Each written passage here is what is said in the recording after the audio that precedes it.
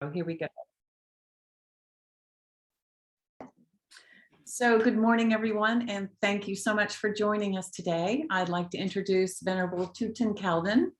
Venerable Kalden is coming to us via Zoom from France, where he is studying at the Nalanda Monastery and also holds the position there of the monastery's assistant director. Venerable Kalden was born in Rio de Janeiro, Brazil, and raised in a small town in the mountains outside of Rio. He left Brazil and the corporate world of investment banking when he was 25 years old to travel. Landed in Nepal and India, where he began to study the Dharma and the Tibetan language at both Sarajay Monastery in South India and in Dharamsala. Previous to his current position at the monastery, Nalanda Monastery, Venerable was the interim director at the Bodhichitta Retreat Center in Spain and worked alongside Lama Osel. He studied and served at Jamyang Buddhist Center in London and Oseling Retreat Center in Spain. He's completed many retreats and attended numerous teachings with His Holiness the Dalai Lama, Lama Zopa Rinpoche, Ling Rinpoche, and Kadrala, as well as other teachers from different lineages and schools of Tibetan Buddhism. Venerable took ordination with Lama Zopa Rinpoche in January of 2020, and he is following Rinpoche's advice to help FPMT, its centers and services in whatever way possible. He continues to dedicate his life and unify his Dharma studies and skills with the wish to help coordinate different FPMT projects all over the world and to help people find the precious Dharma and apply it to their minds so they can achieve enlightenment for the benefit of all sentient beings. So, Venerable Kalden, I turn it over to you, and thank you so much. We are all so thrilled. Oh, thank you so much, Patty. Thank you so much, all of you, and especially people from the Thupten Kungaling Center. Thank you so much for inviting me. You know, I'm sure I don't know so much Dharma as people might expect. I'm just here to share with you. You know, I think that the most important is for us to be able to share and talk. We have so much to learn from each other. So it's gonna have a little bit of Dharma here and there, but it's gonna be a really just a general talk between us.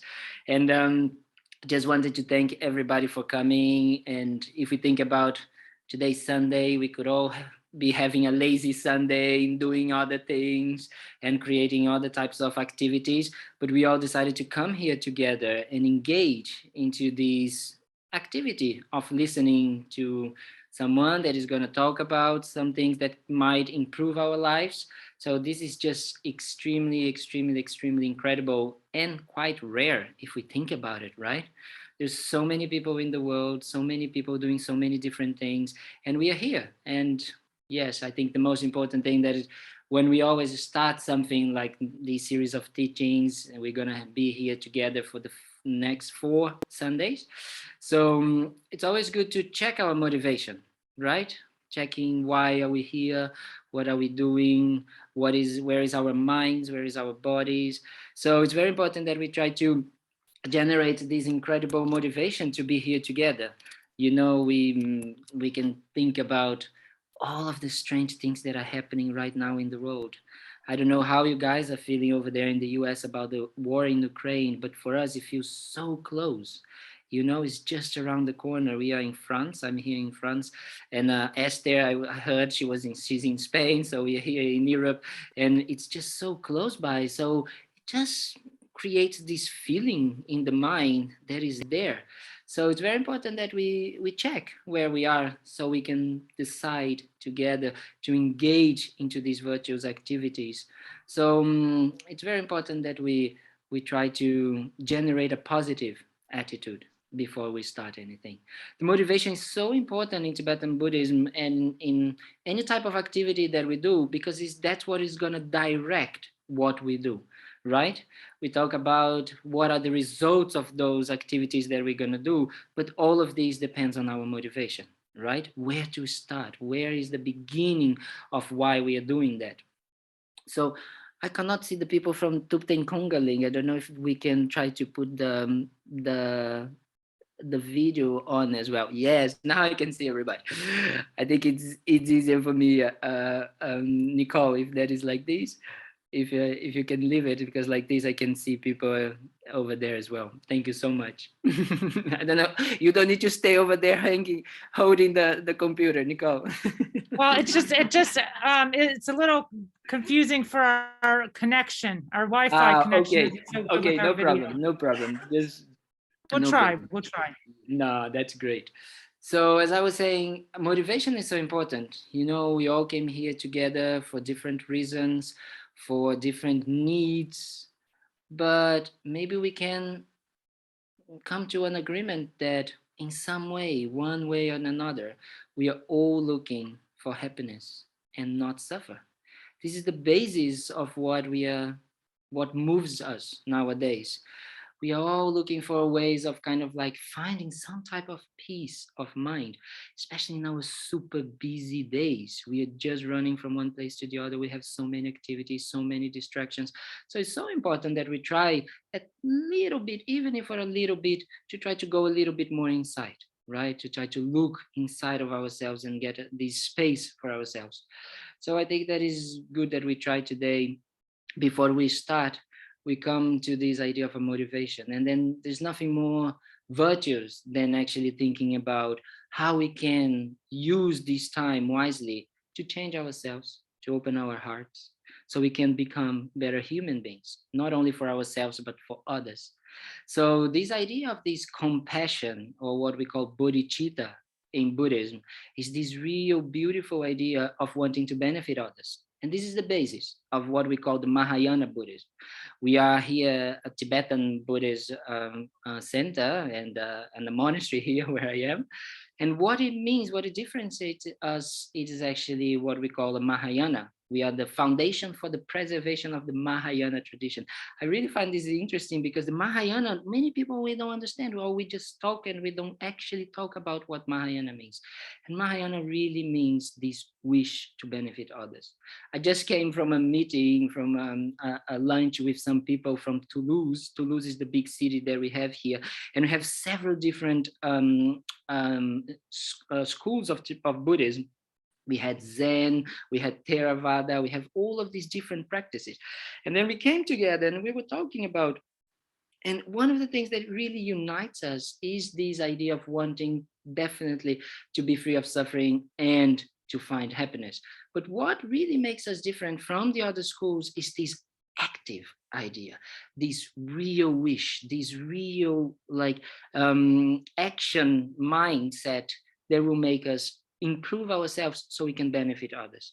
So this is one of the things that I found is very important, that when we are doing this motivation, that we're going to do some prayers in the beginning as well. We're going to take refuge and we're going to do Bodhichitta, is to try to bring this to mind, how we can actually use this time wisely so we can actually benefit ourselves and others.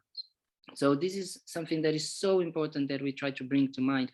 And even on a day-to-day level, you know, anything we do, if we only think about the results that these will bring to ourselves, we can definitely feel how sometimes this becomes very kind of like, you know, small-minded, and then we become tired, or we don't have so much effort. I don't know for you guys, but when I used to like live by myself and I used to just make food for me, it felt sometimes so lonely. It was maybe a little bit boring, or, you know, not really. But then when I had to cook for someone else, I always would, you know, oh yeah, maybe I'm going to do something better. I would put a little bit more effort and I would try to do something a little bit more, because this is how our minds connect. We are so interdependent and so dependent on each other that is so, so important that we keep this mindset again and again. Because on a day-to-day basis, unfortunately, the way the world is right now, we are always thinking about us, me, myself, and I, right? Namazopa Rinpoche, he always thinks about that. He always talks about, this is our record, you know, the broken record that is coming again and again. Me, myself, and I, me, myself, and I, me, myself, and I. And I'm not saying that we should not think about ourselves. It's so important to think about ourselves, but to think it wisely. The Dalai Lama has this beautiful quote that I always like, that he talks about, if you want to be selfish, be wisely selfish. Wow, this is so profound. But what does it mean to be wisely selfish? What does it mean to think about ourselves, but in a wise way? So this is one of the things that we're going to also explore in the next few weeks and in the next few weekends. Few weeks. You guys cannot be with me for so long. So weekends, just some Sundays is going to be enough. So I think that this is so important. And for the motivation, I think it's important that we try to bring this to mind. I think we all gonna have plans for this week. We're gonna have plans for today, things that we want to do, things that we need to do, things that we don't like so much to do, but we have to clean the house, we have to do so many tasks, so many things. But how we can even use each of these aspects and tasks and chores, whatever we are doing, in order to train our minds, not only to benefit ourselves, but to help and benefit people. It's very important that we try to bring these as a mind training on a daily basis, so we can actually, in a way, instead of only becoming something that is almost like fake, it becomes something that is slowly, like anything else that we do in our lives, becomes more and more possible, right? It becomes easier. It becomes, as I like to say, more kind of like, it's kind of like touchable and juicy, and we kind of like actually like and enjoy to do it.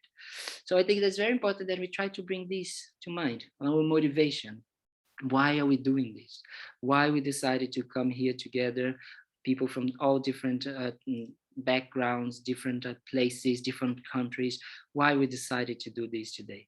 So we bring this to mind while we're doing these prayers. If Patty can just share with us, we're going to do what we call the Refuge prayer and Bodhichitta prayer. I don't know how many of you are actually familiarized with the Refuge prayer, but it's also, wow, we could spend weeks and months and years actually just talking about this prayer, because it's the basis in a way about Tibetan Buddhism, and especially the Mahayana Buddhism.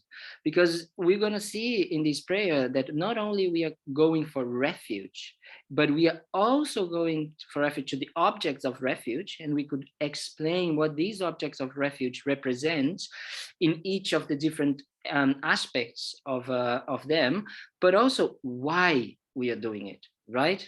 How we say, what are we doing, to whom we are going for refuge, how we are doing that, and we also talk about why we are doing that. And it is the last line when we say, may I become a Buddha in order to benefit all sentient beings. This is the why, the most important reason why we are doing that. The other part of the prayers, by the merits I create through listening to the Dharma, is the how we are achieving that why, that goal, that first goal of wanting to become a Buddha in order to benefit beings. So the merits, by creating merits through listening to the Dharma, that's how we're going to do it.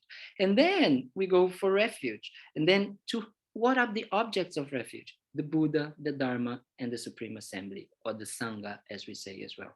So these are the three objects of refuge that we talk about in order to identify what makes us Buddhists as well, right? Or what makes us this wishing to choose the Buddhist path as an assumption. As Venerable Rubin, I think she uses is my hypothesis, it's my hypothesis that she uses. And I really like this because it's true. We are here trying and training our minds as Buddhists to become Buddhas. But at the time of the Buddha, there was no such thing as Buddhist before. So what we are just trying here is actually to have this pathway, this framework that we use in order to achieve this state of enlightenment. But we can also talk a bit about in the next few years, next few weekends, what is to become a Buddha? Because we use these words so often during our practices, and we are doing that, but what actually means? We're going to talk a little bit about that a little bit after we do the prayers. So I think that the most important here is for us to generate this mindset of wanting to benefit others, generating this mindset that we are here putting our effort, our time together, and trying to create this virtuous attitude, this wish to actually benefiting others together. So we can do this prayer.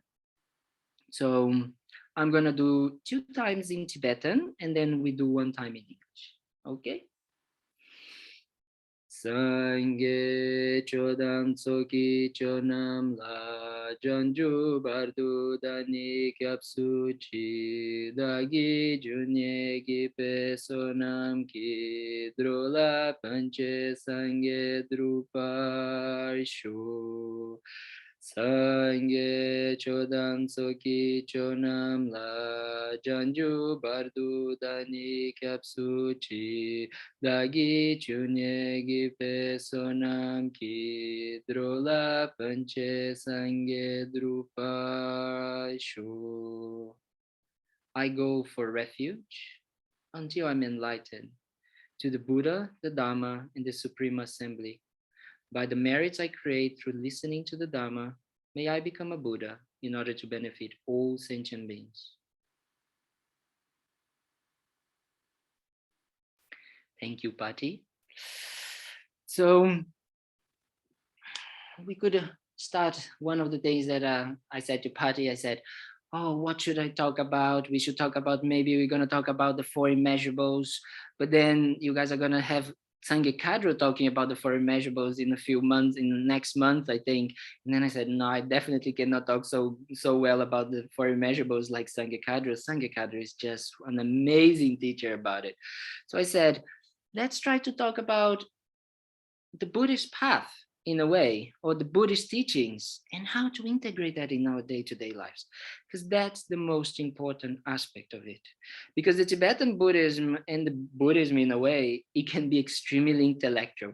Here in Kalden Monastery, we do two study programs. One is called the Master's Program, which takes 6 years of study and then 1 year of retreat. And we have the Basic Program, which is also 4 years of study and 1 year of retreat. So if you just do a lot of days, it's going to be 10, 11, 12 years of your life of study. Wow, studying is so important in our tradition, and we really emphasize this. But if everything stays here and doesn't come down here to the heart, and how to apply to our mind, how to apply to our day-to-day lives, it doesn't actually become real Dharma, right? One of the things that we really need to be able to do is to integrate these teachings, because the Dharma has the power to change our minds, but we need to do it. We need to actually apply it to our minds.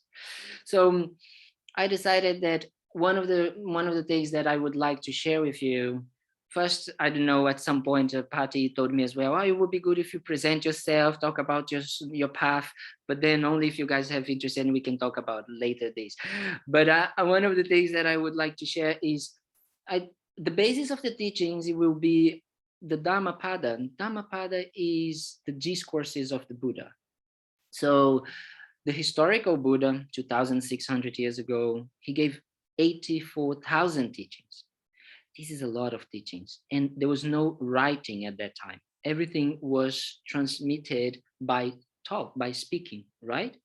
So, but then all of these listenings, many years after that, 200, 400 years after, they decided to actually write the discourses of the Buddha. So that's why they call the sutras. And all the sutras, they start with what? Did I hear? So all of them starts with, that's how I heard. Because the teachings were all taught and everything was heard from. So all the teachings comes like this. And in one of these teachings, there is one of them very simple, four strophes, 4 phrases that says, that is called the Dhammapada, the 14th chapter of the Dhammapada. We talk about what are the essence of the Buddhist teachings. And the essence of the Buddhist teachings, it's so profound, because actually everything is in there. The entire Buddhism, the 12 years that we study here in Nalanda could be just summarized in these 4 lines. So these 4 lines are very, very, very profound, and then we're going to explore them in the next few weeks. So the Dhammapada said, do not commit any non-virtuous actions. Perform only perfect virtuous actions. Subdue your mind completely. This is the teaching of the Buddha. So we're going to talk about that. We're going to talk wow, how come in 3 phrases we can summarize all the teachings of the Buddha? So the first that we need to understand, it is, what is the Buddhist path? What is that we actually talking about when we call about taking the Buddhist path as a premises? The most important thing that we need to start is that the Buddhist path is talking about the mind. What is the mind? Everything that is we are talking about is going to be an experience of the mind. So that's why in the Dhammapada, the third verses say, subdue your mind completely. That is the creator of everything. So that's why it's so important that we first understand what is the mind. So when we first talk about what is the mind, what comes to mind when we talk about the mind? What talks about the mind? I don't know for you guys. I don't know if someone wants to say what they say when we say what is the mind. Anyone wants to share something?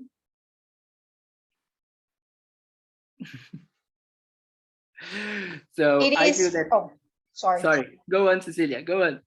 But again, because I know the theory, it is clear and knowing, and it's not physical. But I know the theory. Very good. That is the by the book answer. You know, what is the nature of the mind? Clear and knowing. What that means? What that means in our own experience. And that is one of the things that already in itself already says what actually we can start thinking about.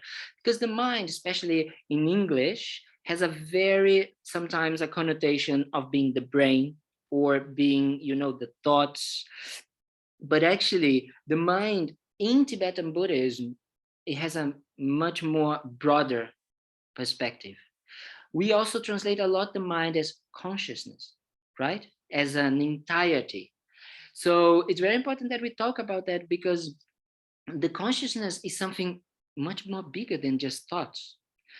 The consciousness involves feelings, it involves emotions, involves discrimination, involve discrimination not in discriminating, but discriminating things and thinking about things. So it involves is much more.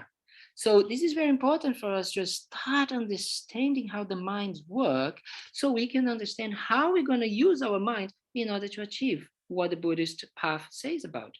So it's very important that we start first to investigate our minds. So we start to interact with our minds in a different ways. Because nowadays, the day-to-day things that we are using our minds is to think and think and think and think and get distracted and put our lists and make the things that we need to do up tomorrow and get worried about what we did yesterday and what we still have to do. So we are always clogged. You know, that is a kind of like a type of feeling that I say when we are talking about the mind. It's like our minds, normally we are clogged of information. Nowadays, especially, I think with internet and all of this, it's so important that we have so much access to so many things, but also this creates so much input into the mind that how we actually deal with this. So it's very important that we first understand what is the mind, so we can actually understand how it works, so we can actually understand how we can transform it. Because this is the basis of the Buddhist teachings, the transformation of the mind. Another thing that I like about the concept of consciousness, it's also because it brings heart into it, because we are talking about emotions. And even the word Sem in Tibetan, which is the word for Semchen, for sentient beings, what we call about, there is that one that has a consciousness. It talks a lot about also the heart. And this is very important, that we in the Western world, that we are using our minds so much all the time, that we can slowly bringing this attention also to the heart. Because the heart is so important sometimes that we also connect. You know, we think that there is two things happening in different ways, but actually in Tibetan Buddhism, they're going to say all of this is the consciousness. So all of it is just one. So this is also something that we're going to explore, because for the beginning, what we always try to understand from the mind is that what is the difference between the mind and the brain? And I think some of you have already been doing the discovering Buddhism, and so probably already talked about that. And it's so, so great, the discovering Buddhism, because it brings that. It brings this distinction about what is the mind and what is the brain, how they interact with each other, right? So if we can take for this idea that the mind actually, it is where we experience all our lives. So how does is the connection with this and our actions, right? In the beginning, we started to talk about motivation. Motivation, it's a mind aspect. It's a mind action. But just having motivation doesn't mean that we're going to act on things. We still need our bodies. We need our speech to act. So it's very, very, very, very important that we start to understand how these things are interconnected. So we need to be aware of how our minds work so we can see the results of our actions of body, speech, and mind, as we say. So it's so important that we try to understand this. So one of the things that the teachers, they always talk about is that how we can actually be aware of our minds, right? We talk a lot about awareness. And I think nowadays we're talking a lot about awareness into mindfulness context, right? We are talking a lot about mindfulness and about the different types of awareness. And it's very, very, very important. I feel it's so useful that now the mindfulness is starting to come to the West and people are starting to use this, having this idea about things. But we need to be careful because it's not just being aware and mindful that is actually going to create change in our minds, right? So this is very important that we start to understand how actually our minds work. And we need to understand that the basis of our minds, how our mind works right now, is that we want to be happy and we don't want to suffer. But how does this work in reality? Do we wake up and we say, I want to be miserable today? Do we wake up and we say, I want to have a suffering day? I just want to suffer the entire day. That's exactly what I'm looking for. I don't know, maybe some people do maybe thinking like that, but maybe they just because they are depressed, or maybe they don't actually know how to work with their minds, which is something that we're also going to talk about. But the basis of our intention when we wake up, it is to find happiness. It is to find, in a way, pleasure. So, and the same way that we are looking for that, we are also looking not to engage into actions that are going to create suffering for us. I don't know from you guys, but for me, I don't know if I can do that the entire day. Only do things that brings me happiness and the things that don't bring me suffering. The same way that I wake up in the day and the way that I go to sleep, I can see the mind going up and down, going in so many different ways. And we go on a loop and then some things come down and then, wow, so many, as I call the roller coaster of emotions, ups and downs. Yeah, right now, this is the assumption that we have on how we work. And that's fine. That's okay. We just need to understand first how our mind work. And this is one of the most important aspects of the Buddhist path. And sometimes I feel that it's not really talked about, but it's not understanding how our minds works, but where we are on our minds. So accepting where we are. I had this beautiful, I don't know if you guys heard about Venerable Charles. Venerable Charles is this monk here in Instituto Vajrayana in France. And Lama Zopa Rinpoche says that he's a bodhisattva. He's someone that is only thinking about others. Absolutely incredible, incredible, incredible.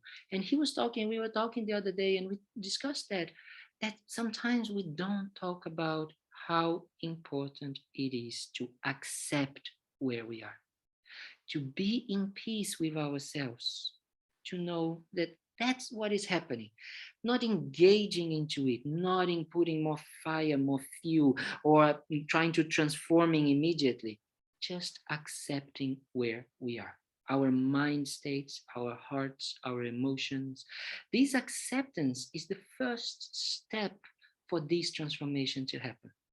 So it's very important that we give ourselves this time and space for this to happen. So this is one of the things that sometimes is very hard for us, because we tend to move all the time, to look for distractions, to look for outer interactions. Because as I said, even though we want to be happy and we don't want to suffer, we are normally looking in the wrong places. So this is so important that we first understand what we need to look for, how our minds are, where we are, so we can actually give another step. It's normal, right? If someone says to you and you say, oh, I really would like to go, well, I'm going to use a French example. You are in Paris and you wanted to go to the Eiffel Tower. And, someone is going to say, but like, where are you right now? So I can try to explain to you how to go there. I first need to know where I am in order to know how I get to where I want to be. So this is one of the practices that we really need to bring on a day-to-day basis, having this space, this time, and this real kind of like grounding experience of understanding where we are. But for that, we need to first look into our minds. It's funny because I was talking today about this. I feel that sometimes other Tibetan, other schools, they actually having very good grounding meditations and tools, and some of them, which is one that we use a lot in our day-to-day, in our meditation in the Tibetan Buddhism, which is just breathing, like having the attention on the breath. This is just small little tools that we can use on our day-to-day to help us to ground ourselves, so we can actually know where we stand, what is happening in our experiences, what is happening in our minds, what is happening with our emotions.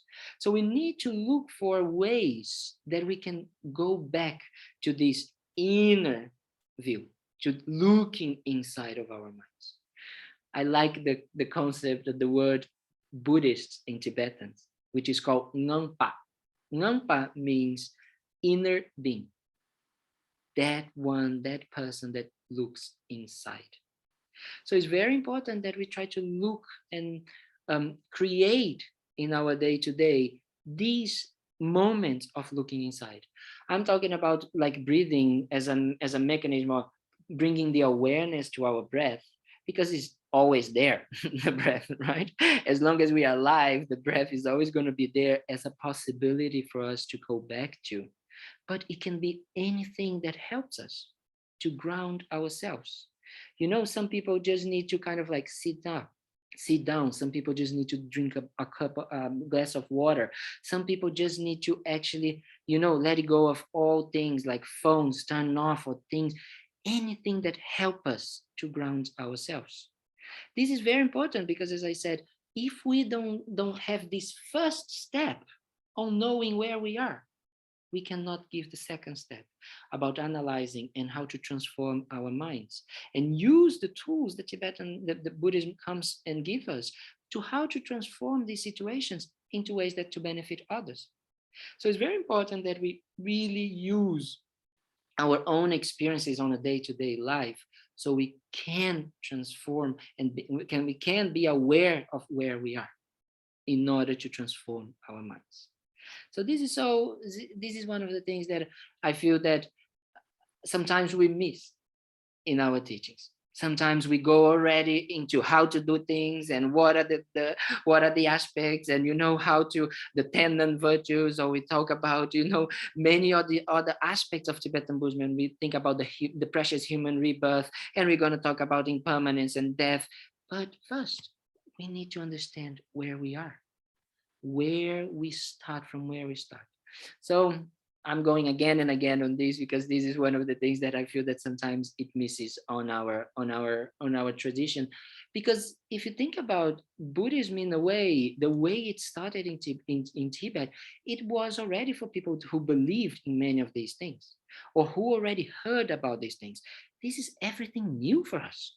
We are Westerners. We didn't hear about Buddhism until 60 years ago, when things started to actually come to the West because of the invasion of China into Tibet.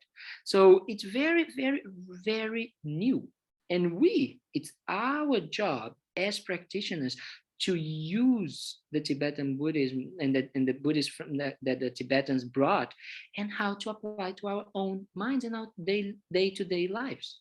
It's our job to do this, because it's the Dharma, the essence of the Dharma doesn't change. What it changes the package and the way that we can actually use it in our minds, right? The way we're going to use it in the society that we are living in the day-to-day lives that we have. So all of this is going to depend on each of us individually and as a group as well, because the groups kind of like have this also energy of bringing things in a certain way that may make transformations happen, right? Gandhi used to say that, like, of course, that we transforming our minds, we slowly transform others. But then once we transform our minds and transform others, the group comes as an energy force for transformation in the world. That's what we're needing right now. We're really needing to transform ourselves so we can transform the world. The world is really in a difficult phase, but that's also a very good timing for practice. It's a very important time for us to look for happiness and our absence of suffering inside ourselves. So that's why Buddhism is becoming each day more important for people, because as I said, it is a way to go inside. And as the world around us is becoming so confusing and so problematic, the source of happiness lies in here. So we're going to need to each day more and more transform and change our minds and open our hearts so we can go back to the world, to the outside world, and transform the world as well. Because they're going to need it. We're going to need it a lot. So it's our task as people, as human beings, as brothers and sisters, to transform ourselves so we can transform the world.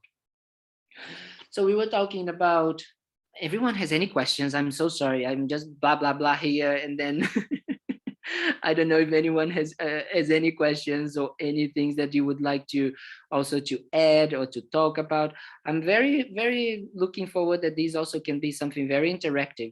These ideas, because if we were in the same space, I would definitely open for you guys to talk more, but please do stop me and ask anything or just contribute to the talk. Venerable Kalden, I think that Arpita put something in the chat. She put a comment in the chat. If you open that. Mind feels like a monkey with its chitter chatter. Yes. That's a great definition. I have one of my teachers called Mingyur Rinpoche. He's from a different school of the Tibetan Buddhism. And for me, I'm of course, I'm from the Gelugpa school, but we just have different schools. I don't know how much people know about the different schools of Tibetan Buddhism, but we just have different, let's say, lineages. We are all Buddhists. We are all Mahayana Buddhists. My mom is here, by the way, so I always talk to her about that, because normally she doesn't know so much. And she was like, no, but what was this? This was a school, this was something. And then I always come to her and I always explain this. So I always think it is important to clarify sometimes that we have Buddhism. So then we have Tibetan Buddhism, we have Mahayana Buddhism. We have Mahayana and Theravada. The Mahayana Buddhism, we have Tibetan Buddhism, which is one of them. We have Zen Buddhism, which is also part of it is also Mahayana. We have Japanese Buddhism, we have Chinese Buddhism. All of this is part of the Mahayana tradition. So the Mahayana is that this wish to achieve enlightenment, to benefit others. This is the main motivation that moves and makes us practice. Right? This is the goal. This is the ideal that we are looking for. So inside of the Tibetan Buddhism, of the Mahayana Tibetan Buddhism, we have different schools. These different schools are called Nyingma, Kagyu, Gelug, and Sakya. Why we have these divisions, people might ask. Just because of different emphasis on aspects of the path. So let's say, as I explained, the Gelugpa school, which is our school here, we put a lot of emphasis in study. The Tibetan Buddhists, the Tibetan Gelug monasteries in the south of India, for example, where we develop geshes, they study for more than 20 years the texts and the Buddhist philosophy. So, which is a lot of studies.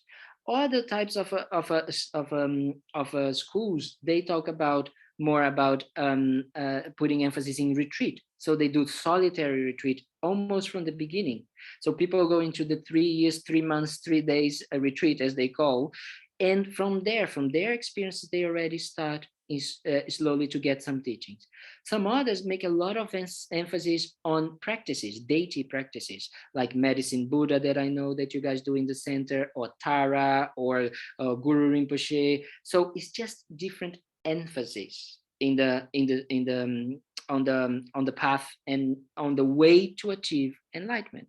But the goal and the end and the motivation is the same.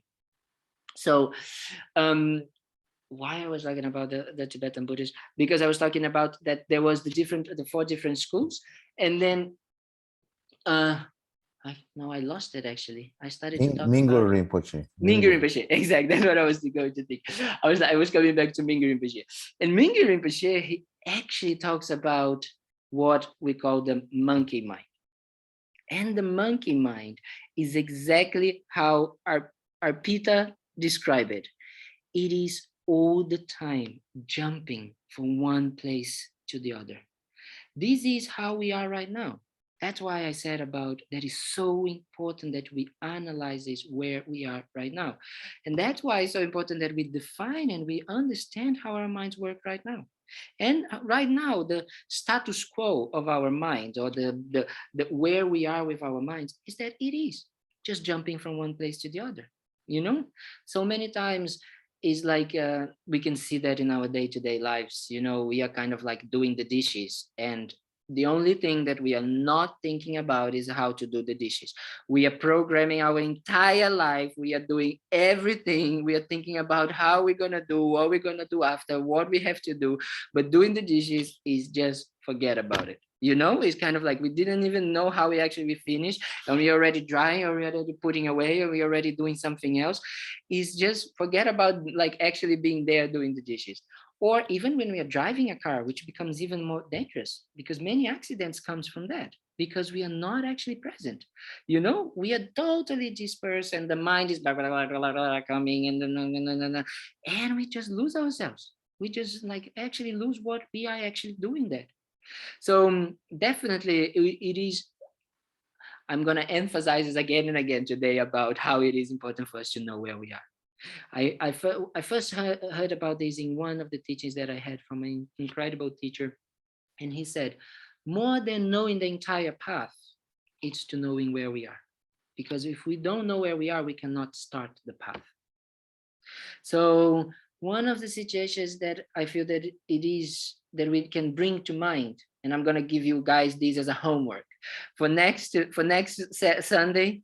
So from this week, you guys need to think about if you used any moment, or how did you use your moment in your week to actually realize how you were feeling, where you were with your mind.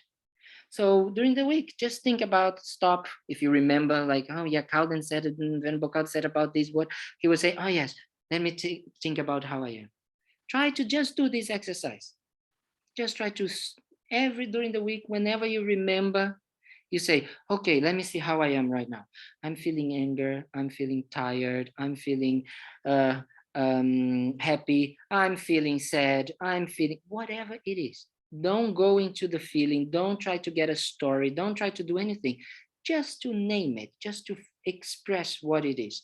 I'm feeling clogged. I'm feeling like this, or I'm thinking about this, or whatever it is. Just to observe where we are. Because from that point onwards, then we can start doing some incredible Dharma activity. You know, from that point onwards, we can actually start changing our minds.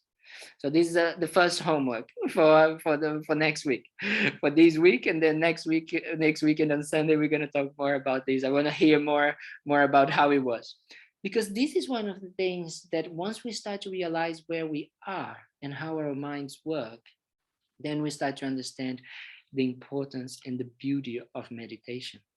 What meditation actually means. And this is one funny, because Mingyur Rinpoche has a very incredible way of describing meditation. that I really like as well. He says things like, and Rinpoche also says this, and Kandrila, because she's so special and simple. She really brings the idea of meditation possible and the Buddhist path possible to us. They say every time. So I was giving the to you guys the idea that, you know, every time that you think about, oh yes, let me remind it what Venerable Kalden said. So this is meditation. Every time that you remind something that you were supposed to be doing right now in the present moment, this is meditation. So every time that I'm breathing, I'm trying to breathe, and okay, I'm breathing. I remember that I'm breathing. I remember breathing. Then the mind starts to go somewhere else, and then it starts to go somewhere else, starts to go somewhere else. Every time I say, oh, I should be breathing, and I bring it back, that's called meditation. The bringing back the mind. So again, we need to know where we are so we can actually bring back the mind.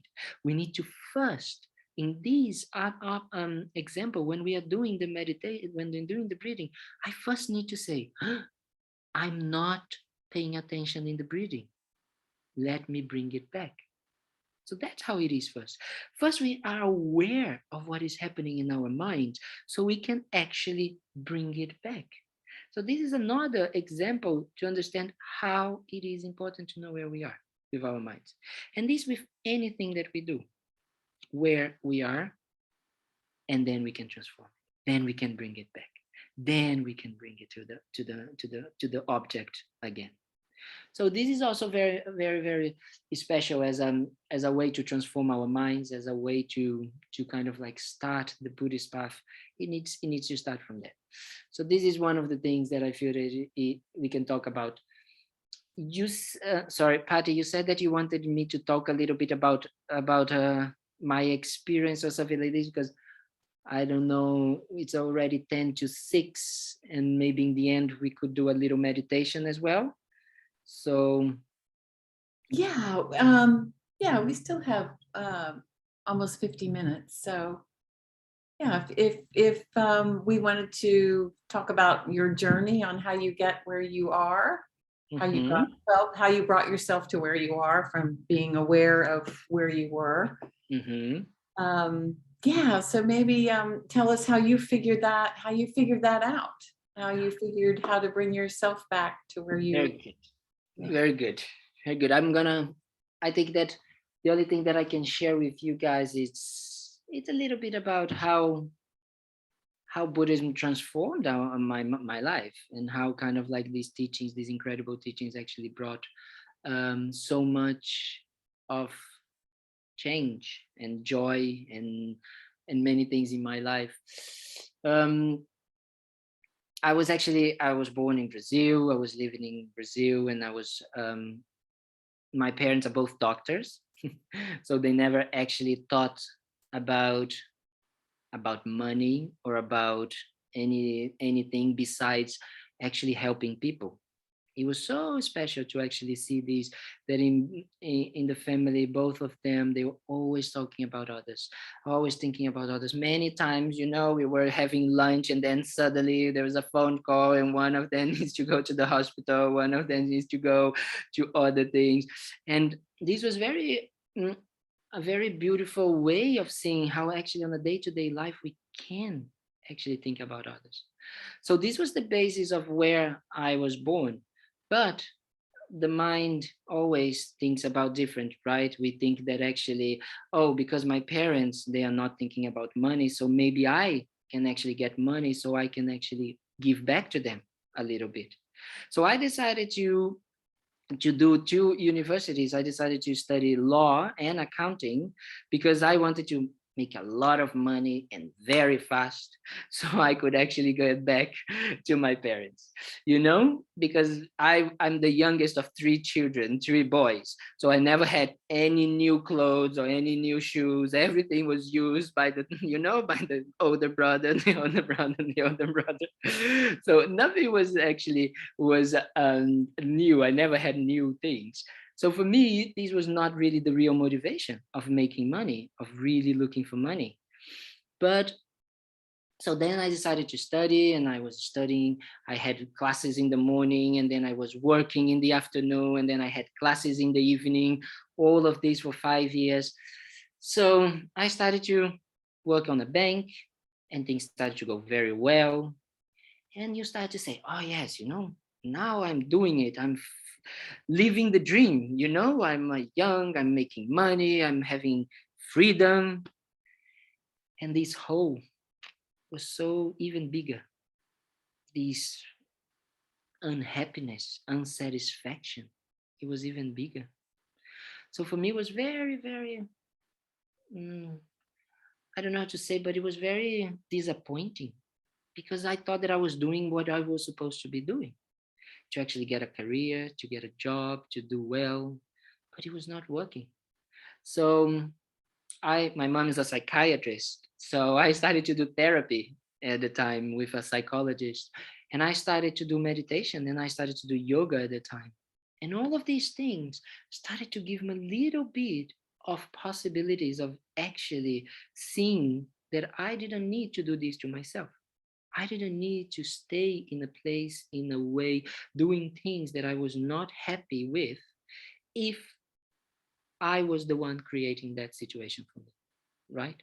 I was very blessed because I didn't have kids, I didn't have a family to support. So I know that was an extremely comfortable and fortunate situation.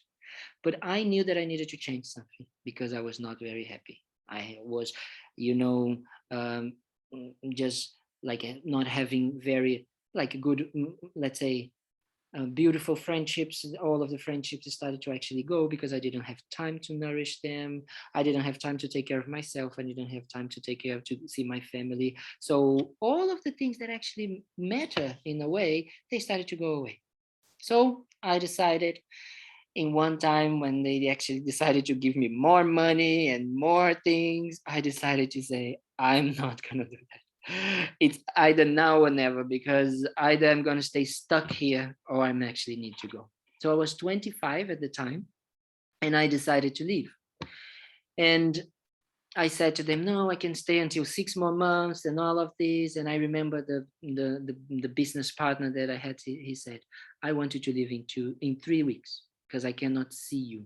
I cannot bear to see you, because you represent something that I could never do with my life, which was to change.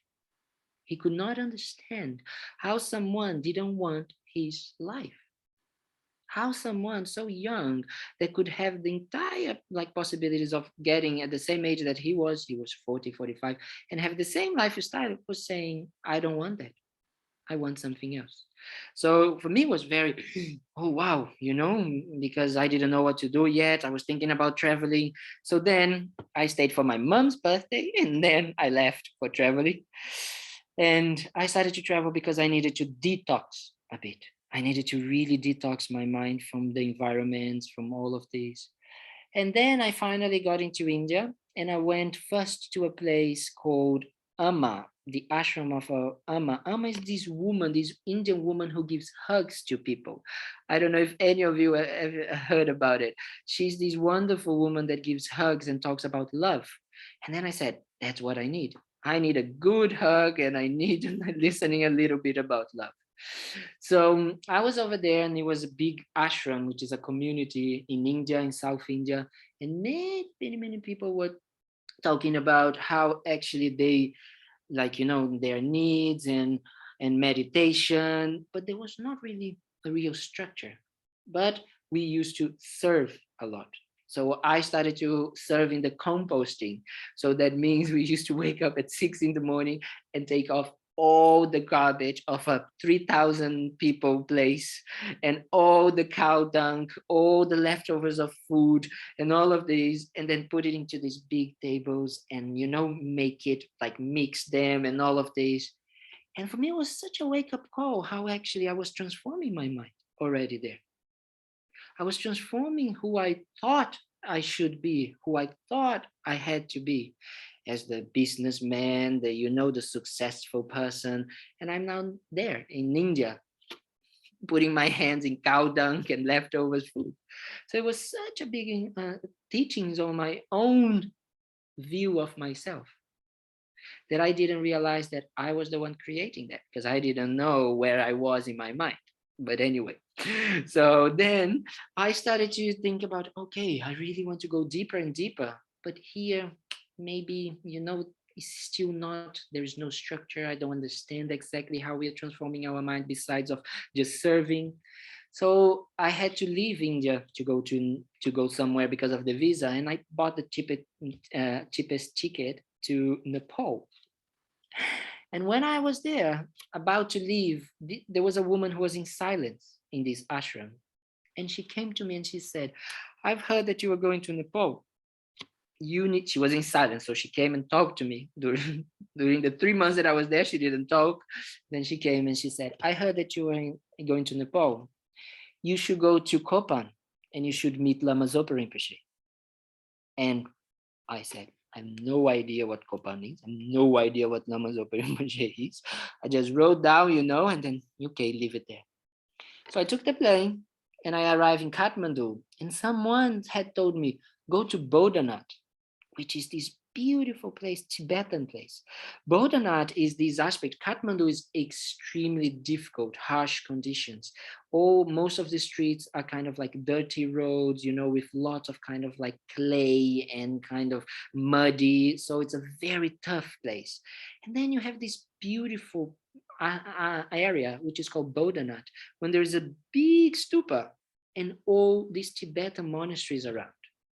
I think that Thupten Kungaling should organize a pilgrimage to Bodhanath. I'm gonna plant the seeds. Patty and Nicole, this is for you too. Huh? And just up in the hill, there is this place called Koppan Monastery.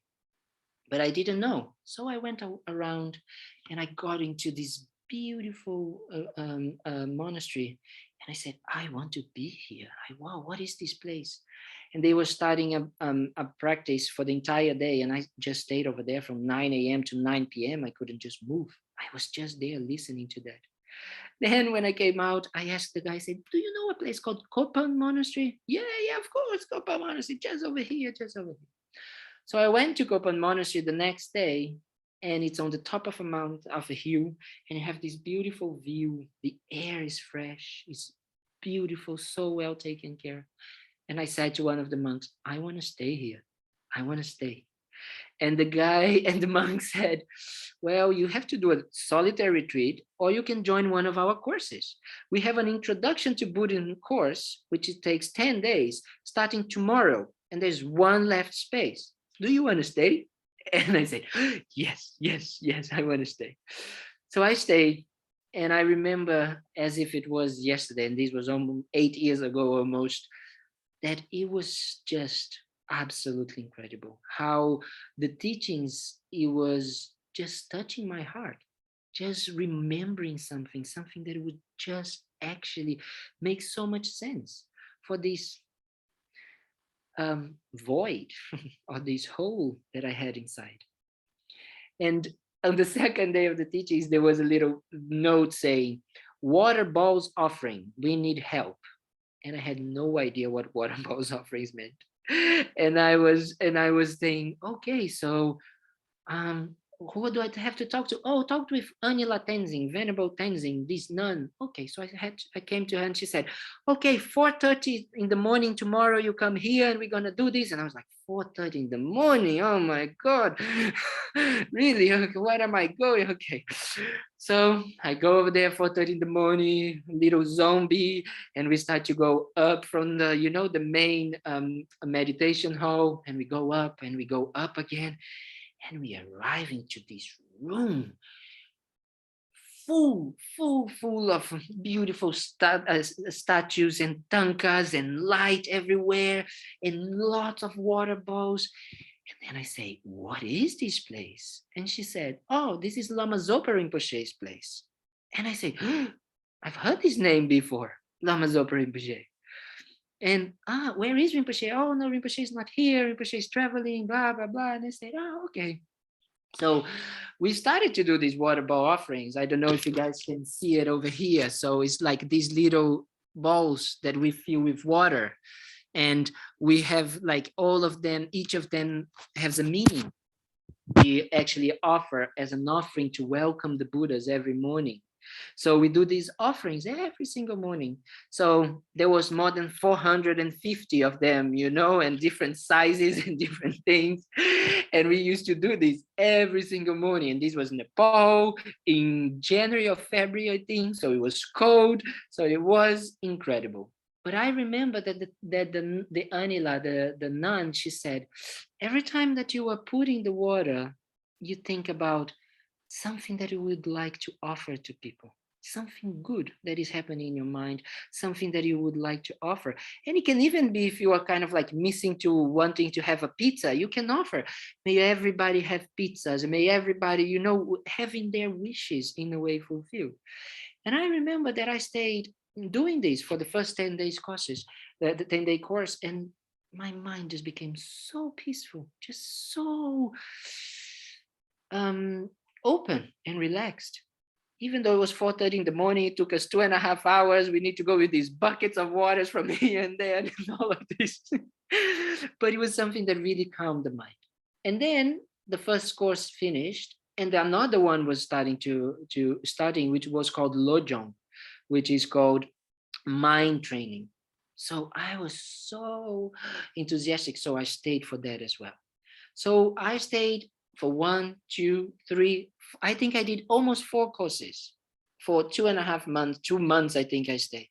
And then I was a bit, okay, I need to go. I'm not a monk. I'm not thinking about it yet.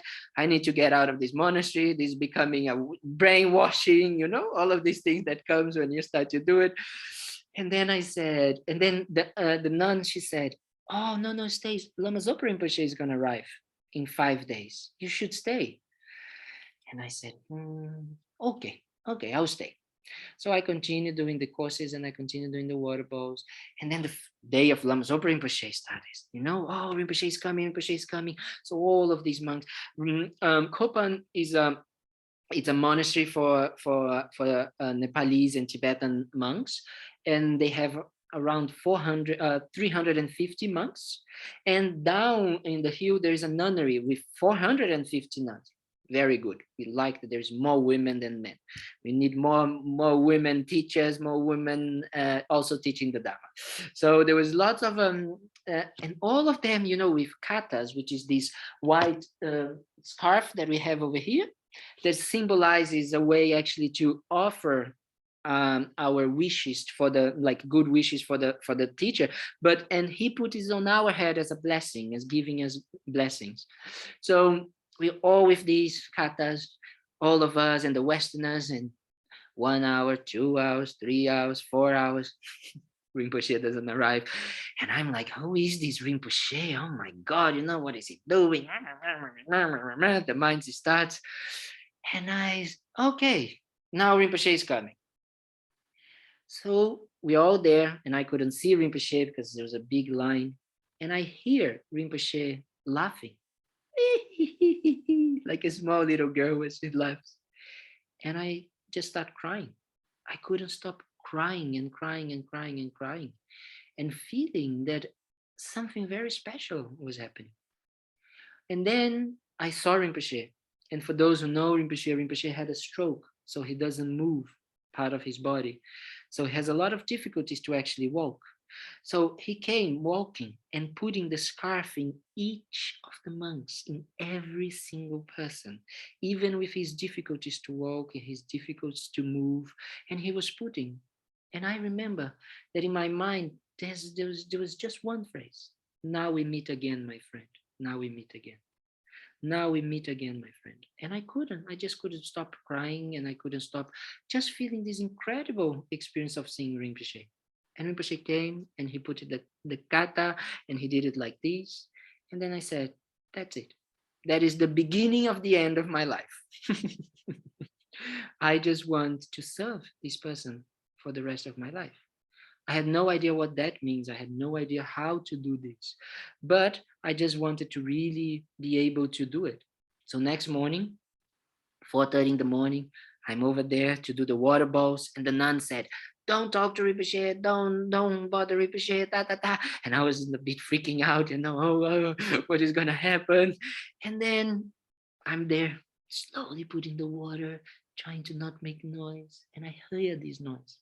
And Rinpoche comes and he says, thank you so much. Everything is so beautiful what you prepare. So, so beautiful, so, so kind. And I couldn't stop crying of having someone that is just there taking care and realizing someone, me, so insignificant, you know? And he was just there taking care and saying, thank you so much. Thank you so much. After that, I think it was just a week or so, Rinpoche decided that he was going to Laudo. Laudo is this place in the mountains close to Everest, where actually the reincarnation, previous reincarnation of Lama Zopa stayed and meditated for many, many years. Rinpoche is a reincarnation of the Laudo Lama.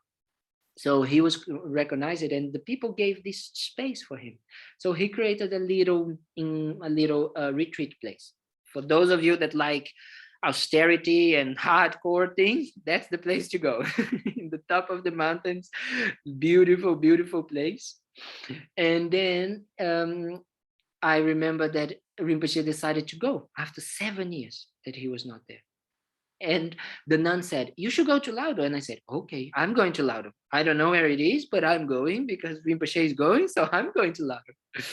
So Rinpoche left, I think that same week, and I still needed to do some permits, some things. And then Rinpoche started to send message saying, oh, I forgot this text. Rinpoche forgot this text. Rinpoche forgot this. Rinpoche forgot that. In the end of the day, I had 20 kilos of things to bring up to the mountain of me. Because Rinpoche forgot all of these things. So we take this little plane and we go to Lukla, which is one of the most dangerous airports in the world, which is very small and in the middle of these mountains. And then we walk for 2 or 3 days in this beautiful, beautiful, beautiful, beautiful, beautiful space on the way to Everest Base Camp, actually. So we arrive, and then Rinpoche is already in the place, and then we arrive in a small little village. There was me and another person, and the people come to pick up Rinpoche's things, and we decide to stay. So the next day we wake up and they say, no, Laudo is very easy to find. Well, something that was supposed to take 3 hours, it took us 8 hours because we got lost, and it was so hard. But when we arrived over there, Rinpoche was just there taking care of us and taking so much care. And we had this special opportunity to be with Rinpoche for almost a month up in Laudo, receiving teachings from Rinpoche, receiving many advices and doing practices. Rinpoche did an incredible long life prayer, puja, for the Sherpas, which is the people from the mountains, no? And we have this beautiful, beautiful time. It was just very, very special. So Rinpoche leaves. The day after Rinpoche leaves, there was me, a nun, another 2 other people that stayed. I was going to stay a little bit longer, and we were having lunch. And I stood up and I was going from one room to the kitchen, and I started to feel something. And then I look, and then one nun, which is Rinpoche's sister, and the other, they were sitting on the floor. And I say, what's happening? And they say, don't move, earthquake. There's an earthquake happening. And I say, earthquake? So the entire house starts to move, but like really move, because over there, we are in the middle of the mountain. We are almost 5,000 meters high. So the house is on very bad constructions. So I just started screaming and say, everybody out, everybody out. So we run outside and we just see the constructions like little cakes, you know, just like this. And then a huge avalanche happens in one side of the mountain. Like this, the sound is like the sound of just really, really, really, really, really strong. And then the house, the ceiling fell, and one of the walls fell, and where we were staying, which was a little plateau, also started to crack open. I remember that at that time, the mind starts to run all the time, thinking, how do I get out of here? How I can survive? And then my mind starts, if there is an avalanche, you cannot survive. and these big boulders started to run and collapse into the house. So I said, if there is these big boulders, we cannot run. If this thing open falls apart, we cannot run. So then I started to really calm the mind and realize that that was it.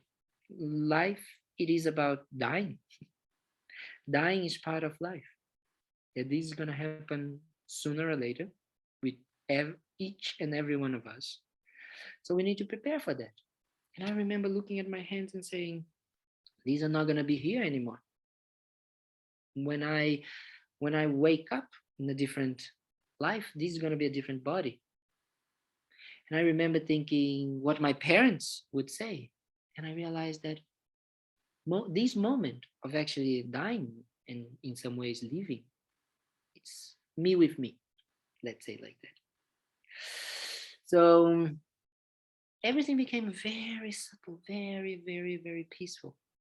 And of course, the earthquake stopped. So then the self-cherishing mind, the egoistic mind came back and say, I'm alive, I'm here. And I started to run and look for the sister of Rinpoche, and she said, everybody okay? Okay, so now we have tea. Because now that's what is important. We just sit down and have tea. And I remember freaking out and say, what? We just almost died. And she said, no, nobody died. Now we have tea. So this is very important. Very funny to see how we all also perceive and deal with things. You know, I was so agitated, shaken, and all of this. She said, no problem. We have tea now. So I stayed over there, and I remember for my parents was a very difficult time because I didn't have actually contact with them. They didn't know what was happening. So, but then we finally got contact and we knew, and then we came back to Koppan, to Kathmandu after a few weeks, and Rinpoche was still there, and then Rinpoche actually stayed a little bit longer, and then he left. And that same year, Rinpoche was going to Brazil. He went to Brazil, and we had these beautiful teachings with Rinpoche in Brazil. I helped over there to organize. And then Rinpoche was very, very kind. He made us bless the waters as well of Rio inside of the beach with this big thing that there is this mantra. Rinpoche is so kind because he actually thinks about all sentient beings, you know. He asked us to write this mantra to put inside the water to bless the waters of Rio. So we have to go inside. So it was just so special, so special. And then after that, I actually went to Jamyang, London, because I was a bit not knowing what to do, and they needed help as volunteers. So I went to Jamyang, London to help as volunteer. And over there, there were some things that I could help, and then I started to help, and then they were very happy with what I was doing, but I wanted to go to November course. The November course, I don't know if you heard about, but the November course is the first types of retreat, Lamrim retreat that started, I think it is being already going on for 52 or 53 years now in Koppan. All of these people come together from all over the world. Nowadays it's like almost 350 people, and we have a 1 month Lamrim retreat together.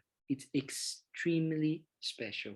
I highly recommend all of you that have this opportunity to go, because it's really, really something else. It's something that it's not only the group energy, but being over there for 1 month, you know, being able to practice, to meditate, to actually do practices together, practices individually. We have discussion groups as well. It's extremely valuable. It's extremely valuable. Venerable Rubina guided the last one in 2019, and I think last year, 2020, 2021, they didn't have it. So we hope that they might have it this year. So I highly recommend. So I went for this, and then I went to Bodh Gaya. So again, pilgrimages. We're talking about pilgrimages. This is also a good place to go, where His Holiness the Dalai Lama was actually giving teachings. Actually, I forgot to say one thing, because when I left Nepal, I was quite shaken because of the earthquake. So I went to Dharamsala, to where the Dalai Lama lives, and I was doing practices every morning in His Holiness in the Dalai Lama's temple. And I was doing prostrations every morning with the Tibetans, and one day I see this beautiful, then we started to do prostrations, and one day I saw this line of the Tibetans all dressed up, beautifully dressed up. And then I went and I said, oh, what's going on? And he said, no, you come later. Foreigners come later. Foreigners come later. Okay. So at me, I come, and then at 7, I come and I say, oh, yes. And then he says, okay, passport, come, da, da, da. And I realized that actually we were going to go and see the Dalai Lama, to see him and receive a kata from the Dalai Lama, a blessing.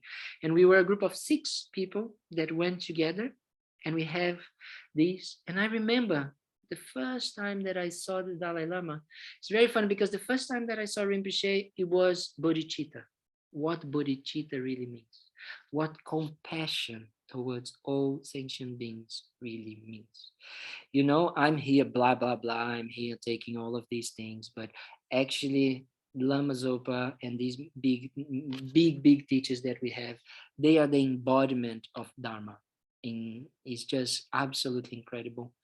And then when I saw His Holiness looked at me with such an incredible love, an unconditional love that not even me, I love myself the way he loved me. And this for me was extremely touching. I felt that I wish I could be this for others, the same way that he was like this for me, loving me unconditionally in a way that I don't love myself. So I remember that His Holiness was doing these Kala Chakra teachings, so these big teachings with 250,000 people in Bodh Gaya. We were going. So I went after the November course, and over there I had the chance to speak with Rinpoche and ask Rinpoche, what should I do? And Rinpoche said, very good to go back to London. And I said, London again, Rinpoche. I wanted to stay in India, in Nepal, and he said, no, very good, very good. And I arrived, and so I went back to London, and Robina was giving teachings. Me and Robina, we always kind of like crossing my path. And Robina and the SPC, which is Patti, like in the Thupten Kunga link, he said, Mike, he said, can you please take care of Robina this weekend? And I said, ooh, okay, because Robina has character, as we know. And then I said, oh, okay. So I stayed over there taking care of Robina. Robina was just so kind, extremely kind to me. And then after the weekend, he said, Kalden, I want you to become the SPC. And I said, no, I cannot do it. So then I stayed over there. I stayed as SPC. Then I became director of the center. And then everything was so much. And then there were so many things happening. The center needed so much change. So I tried to help and all of this. And then after that, when I left, I stayed over 1.5 years, a little bit. I was, okay, now I'm going to do some retreats. And I did some retreats in Land of Joy, which is this beautiful place in England. And I received a phone call. Kalden, we need help in Oseling, in south of Spain. Do you think you could help us there? Because we don't have this, we don't have that. And I said, okay, let's go. So Oseling is this beautiful place. I don't know if some of you know, it's actually where Lama Oso was born. He's in the south of Spain. It was Paco and Maria, the parents of Lama Oso, who actually started the place. And they have individual retreat huts in this beautiful place. It's just absolutely wonderful. So incredible. And they asked me for help. So I went over there and I helped for 1 year. And then Rinpoche, Lama Zopa Rinpoche comes. And it's just absolutely wonderful. Rinpoche is there. And then we go from Spain. Rinpoche was coming here to France, to Instituto Vajrayogini, to do a retreat with 450 people, a beautiful retreat. Jackie came as well. Some of you know Jackie. And Rinpoche says that I have life obstacles. So Rinpoche says that I should not stay in Oseling because it could be not beneficial for me. And he says that I should leave in 6 weeks. So I said, okay. And he said, very good to go to India and learn Tibetan. So I said, okay. I So then I stayed 4 months in Dharamsala learning Tibetan. And then after that, we went to the south of India to receive these teachings from the Dalai Lama, where the big universities, the big monasteries are. We have 3 big monasteries, Sera, Drepung, and Ganden, which they were rebuilt in south of India after the Tibetans flew from China, from Tibet. They rebuilt it in south of India, these monasteries. And nowadays we have around 4,000 to 5,000 monks in each of them. So we're talking about 15,000 monks nowadays, which is actually in Tibet, one of them had 15,000, 10 to 15,000. So it's actually very sad to see how things, but due to the kindness of the Indian people, all of these actually was able to be rebuilt. So there is still these, these incredible places for people to study the Dharma and to study the Buddhist teachings. So Rinpoche said, "Oh, very good for you to come." And then I went, and then I decided to become a monk. Why did I decide to become a monk? Well, it was in the back of my mind already for a little while.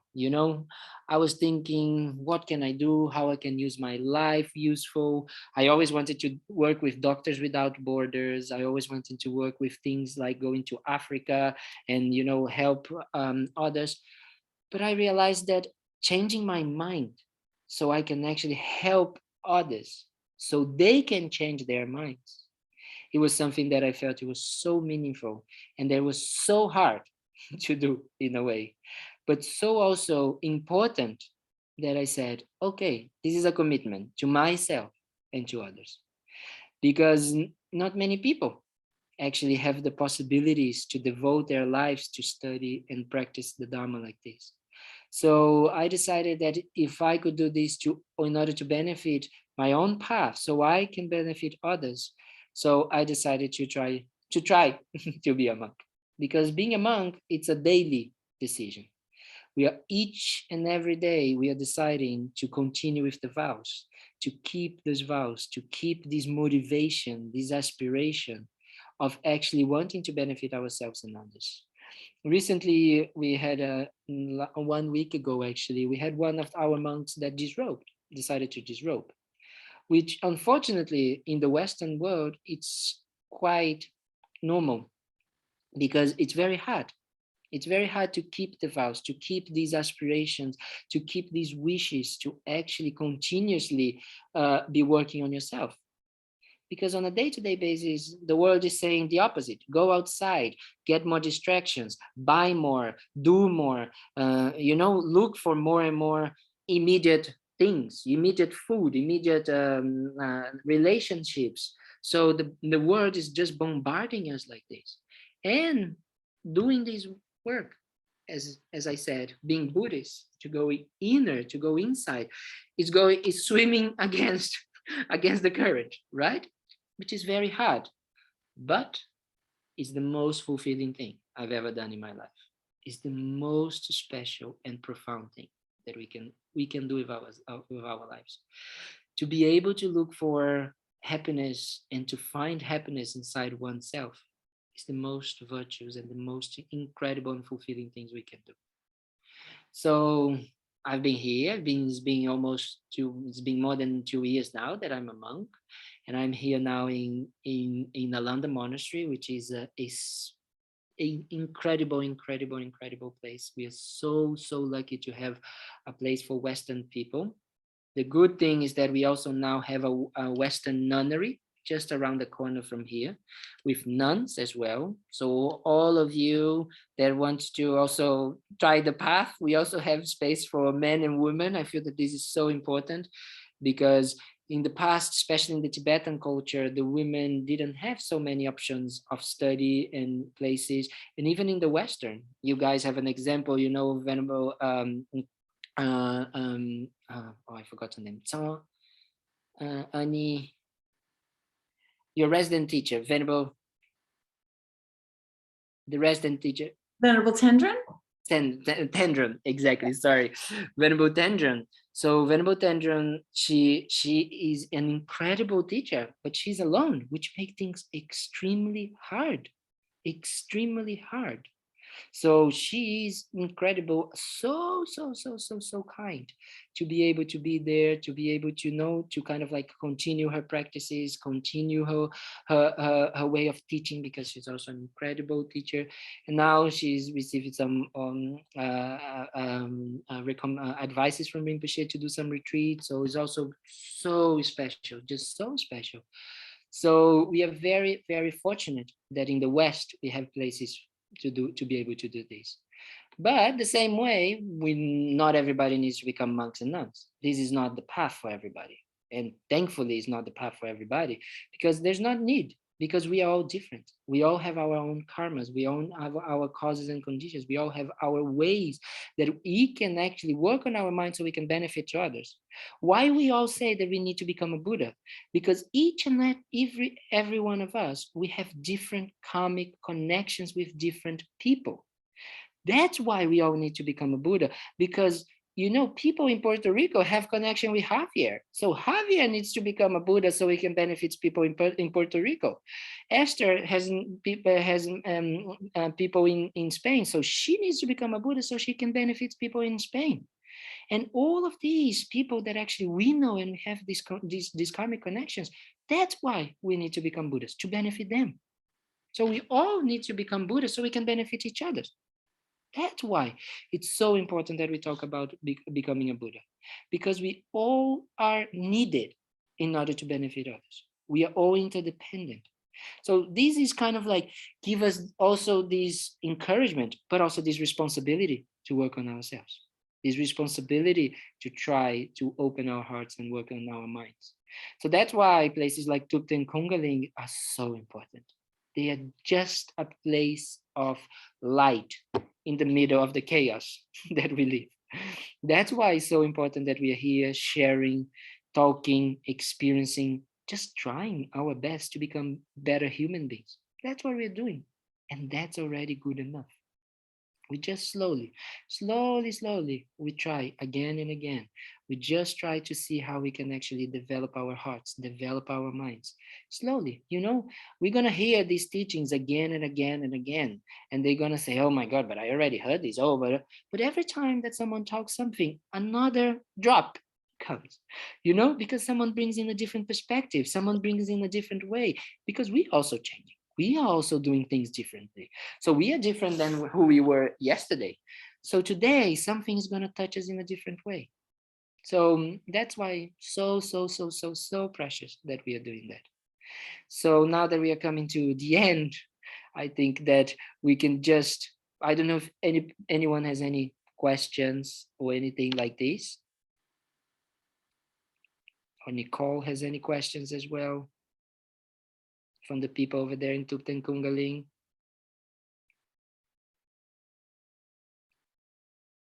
We are good. Thank you so much. This has been so wonderful. Thank you, Diane. So we take this opportunity, as I was saying, that we started with this motivation of wanting to work on our minds. We started this motivation with wanting to use this time to create virtues in our minds, in our hearts. So not only we use our time and efforts for this, but it's very important to dedicate. What dedication means that we want to aspire that all of this energy, all of these that we have created here today, then this can actually come and touch all sentient beings. So we have these aspirations first, in our minds. We create this mindset of wanting to dedicate, of wanting to share, of wanting to give, to offer to others this. So with time, not only we create this aspiration, but slowly we also start to act. We give a smile here, we give a hug, we give a word for someone that is in need, or we just give our time, which is also so precious. So we really try to develop this wish that every single person that comes in contact with us, that comes in contact with our day-to-day lives, that comes in contact, people that we don't know, that we meet on the supermarket, that we meet on a car, on the train, on the bus, that all of these people can benefit from this time that we spend here together. So with these aspirations, these wishing to benefit others, we dedicate that not only these people can benefit, but we can continue our paths, that we can continue like working on our minds. And for that, we need something that is so important. We need places like Thupten Kungaling, and we need teachers. We need people that can actually tell and show by embodying the teachings that it is possible. It is possible to transform and open our minds. So with this aspiration, we can go in our day-to-day, we can go in our lives and just spread these benefits to everybody. So thank you so much, everybody. I'm so sorry. I feel that I talked so much, but it was so much. But I hope that something got over there, something, at least a little seed of something good that you guys can use on your day-to-day lives. And then in the next weekends, we're gonna talk more. I'm gonna try to be a little bit more into some of the aspects. I'm going to talk about the Dhammapada, the 3 aspects that we said, but also let's not try to make it so tight or so, so kind of like structure. We can check, we can share more, and don't forget the homework. Don't forget the homework as well. Okay, Patty? Thank you so much. I think we are all so grateful to hear your story. I think that is extremely helpful for all of us. And we want to say bem-vindo to your mom. It's so wonderful that she could be here. And thanks everyone for joining, and hope to see all of you here next Sunday. And thank you, Venerable Kalden. Thank you so much, everybody. Thank you so much. Thank you so much, Nicole and the people in Thupten Kungaling. Hope you guys have a wonderful Sunday over there. And thank you so much, Patty, for organizing this. And thank you. Bye, everybody. Thank you so Bye-bye. much. Thank you. Bye. Thank you.